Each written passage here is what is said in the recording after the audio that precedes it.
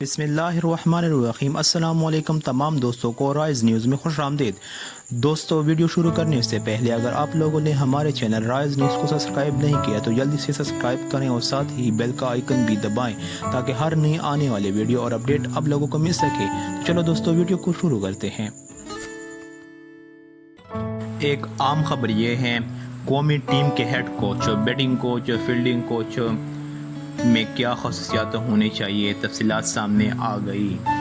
جی ہاں، Pakistan cricket board PCB نے قومی کرکٹ ٹیم کوچنگ سٹاف کے لیے اشتہار جاری کرتے ہوئے 23 اگست تک درخواستیں طلب کر لی ہیں، اور ویب سائٹ پر فراہم کی گئی معلومات کے مطابق پلاننگ، ٹورنامنٹس کی تیاری، کارکردگی میں تسلسل، رینکنگ میں بہتری لانا، سپورٹ سٹاف کی مدد سے فٹنس کو نکھارنا اور انٹرنیشنل چیلنجز پر پورا اترنے کے لیے ٹیم کلچر پروان چڑھانا ہیڈ کوچ کی ذمہ داریوں میں شامل ہیں۔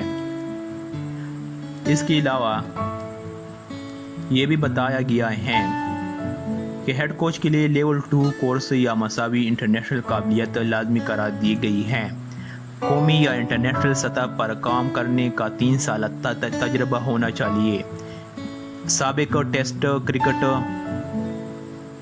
یا 10 سالہ کا تجربہ رکھنے والے انٹرنیشنل کرکٹرز کو بھی ترجیح دی جائے گی۔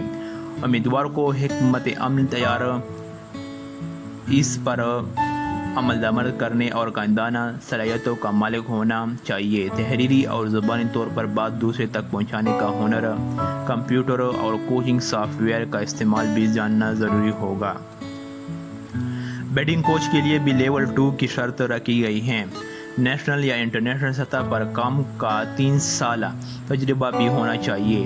باقی شرائط میں وہی صلاحیتیں ہونی ضروری ہیں جن میں سے بیشتر کا ذکر ہیڈ کوچ کے زمرے میں ہوا ہے۔ بولنگ کوچ کے لیے بھی لیول 2 کے ساتھ 3 سالہ کا تجربہ لازمی قرار دیا ہے۔